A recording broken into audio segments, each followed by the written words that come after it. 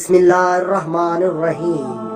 آپ صلی اللہ علیہ وآلہ وسلم نے فرمایا، ایک ایسا گناہ جس سے 80 سال کی نیکیاں ضائع ہو جاتی ہیں اور اس کے لیے دوزخ میں ایک کنواں تیار کیا جاتا ہے۔ مکمل تفصیلات جاننے کے لیے ویڈیو کو آخر تک ضرور دیکھیے گا۔ زمین کب روتی ہے؟ اللہ پاک نے زمین و آسمان میں بشمول جن و انس جو کچھ بھی پیدا کیا ہے، ہر چیز کو قوت سماعت اور قوت گویائی عطا فرمائی ہے۔ ہر چیز اپنی اپنی زبان میں اللہ کے ذکر میں مصروف ہے۔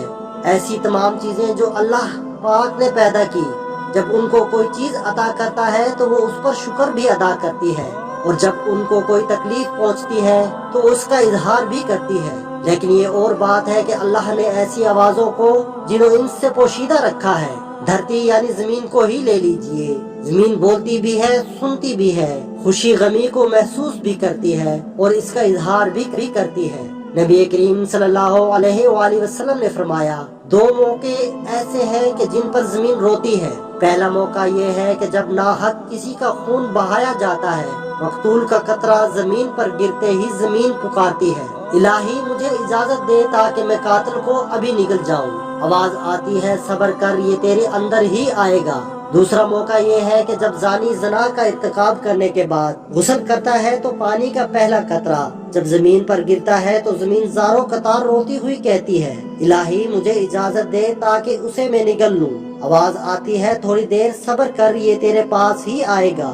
زناکاری ایک بدترین لعنت، ذلت اور پستی کی علامت ہے، ایمان فعل اور جرم شنیع ہے۔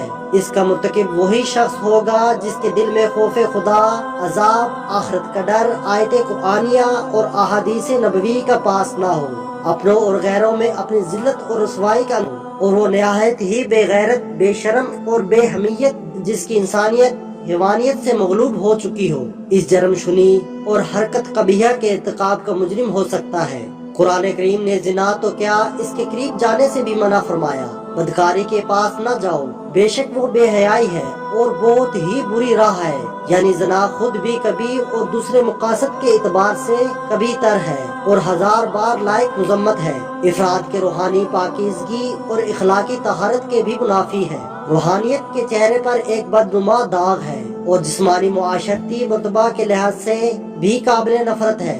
حضرت ابو ہریرہ رضی اللہ عنہ سے روایت ہے کہ حضور اقدس صلی اللہ علیہ وآلہ وسلم نے ارشاد فرمایا، جو عورت کسی قوم میں اس کو داخل کر دے جو اس قوم سے نہ ہو، یعنی زنا کرایا اور اس سے اولاد ہوئی، تو اسے اللہ عز و جل کی رحمت کا حصہ نہیں ملے گا اور اللہ تعالیٰ اسے جنت میں داخل نہ فرمائے گا۔ حضرت عبداللہ بن عباس رضی اللہ عنہ سے روایت ہے کہ رسول اللہ صلی اللہ علیہ وآلہ وسلم نے ارشاد فرمایا، جس قوم میں زنا اور سود ظاہر ہو جائے تو انہوں نے اپنے لیے اللہ عز و جل کا عذاب کو حلال کر لیا۔ حضرت عمر بن عاص رضی اللہ عنہ سے روایت ہے کہ نبی اکرم صلی اللہ علیہ وآلہ وسلم نے ارشاد فرمایا، جس قوم میں زنا ظاہر ہوگا وہ قحط میں گرفتار ہوگی، اور جس قوم میں رشوت کا ظہور ہوگا وہ قوم روم میں گرفتار ہوگی۔ حضرت بریدہ رضی اللہ عنہ سے روایت ہے کہ رسول اللہ صلی اللہ علیہ وآلہ وسلم نے فرمایا، 7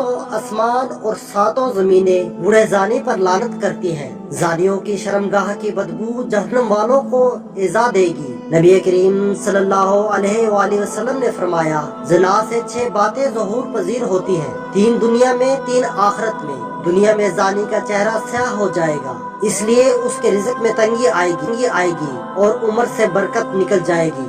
آخرت میں اللہ تعالیٰ کی ناراضگی میں گرفتار ہوگا، حساب میں سختی دے گا، عرصے دراز تک دوزخ میں رہے گا، بشرط یہ کہ ایماندار ہو، ورنہ ہمیشہ ہمیشہ اس کا ٹھکانہ دوزخ ہوگا۔ نبی کریم صلی اللہ علیہ وآلہ وسلم نے فرمایا، جو کوئی آزاد یا غلام عورت سے زنا کرتا ہے، اس کی قبر میں 20 لاکھ سوراخ کر دیے جاتے ہیں، جن سے سانپ اور بچھو اور آگ کے شعلے اس پر حملہ آور ہوتے ہیں، اور وہ اسی طرح عذاب قبر میں مبتلا رہتا ہے۔ نبی اکرم صلی اللہ علیہ وآلہ وسلم نے فرمایا، 3 قسم کے آدمیوں پر اللہ تعالیٰ نظر رحمت نہیں فرمائیں گے۔ नंबर 1 बूढ़ा जानी, नंबर 2 झूठी तकरीरें करने वाला, नंबर 3 तकब्बर करने वाला फकीर। आप सल्लल्लाहु अलैहि वसल्लम ने फरमाया, ज़िना से 80 साल की नेकियां बर्बाद हो जाती हैं और दोज़ख में एक कुआं जानियों के लिए तैयार किया जाता है जिसमें उन्हें अजाब दिया जाता रहेगा। इसका नाम हाविया है। उसे अगर एक जर्रा निकाल कर दोज़ख के दूसरे हिस्सों में डाला जाए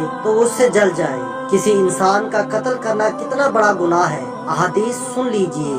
हजरत अबू सईद खदरी और हजरत अबू हुरैरा रज़ी अल्लाह अन्हा से रवायत है कि हुजूर नबी करीम सल्लल्लाहु अलैहि वसल्लम ने मोमिन के कातिल की सजा जहन्नम बयान करते हुए इरशाद फरमाया, अगर तमाम आसमानों और जमीन वाले किसी एक मोमिन के कत्ल में शरीक हो जाए तब भी यकीनन अल्लाह ताला इन सब को जहन्नम में झोंक देगा। कत्ल गारत गरी, खून रेजी और फितना फसाद और नाहक खून बहा इतना बड़ा जुर्म है कि क़यामत के दिन अल्लाह ताला ऐसे मुजरिमों को सबसे पहले बेनकाब करके कैफर किरदार तक पहुँचाएगा। हजरत अब्दुल्ला बिन मसूद रज़ी अल्लाह अन्हा बयान करते हैं कि हुजूर नबी अकरम सल्लल्लाहु अलैहि वसल्लम ने खून रेजी की शिद्दत बयान करते हुए इरशाद फरमाया, क़यामत के दिन सबसे पहले खून रेजी का फैसला सुनाया जाएगा। हजरत अब्दुल्ला बिन उमर रज़ी अल्लाह अन्हा से रवायत है कि नबी करीम सल्लल्लाहु अलैहि वसल्लम ने बाहिमी खून खराबा और लड़ाई झगड़े के तबाह कुन नताइज से खबरदार करते हुए फरमाया कि कत्ल गारत गिरी इतना बड़ा जुर्म है कि अगर कोई फर्द या तबका इसमें एक मर्तबा मुलविस हो जाए तो फिर इसे उससे निकलने का रास्ता नहीं मिलेगा। हजरत अनस रज़ी अल्लाह तआला अन्हा से रवायत है कि आप सल्लल्लाहु अलैहि वसल्लम ने इरशाद फरमाया, बड़े कबीरे गुनाहों में से एक किसी जान को नाहक कत्ल करना है। किसी मुसलमान को नाहक कत्ल करने वाला क़यामत के दिन बड़े खसारे का शिकार होगा।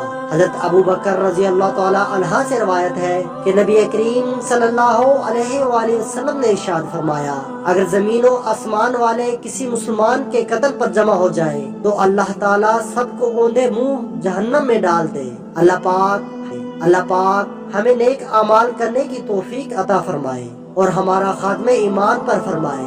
आमीन।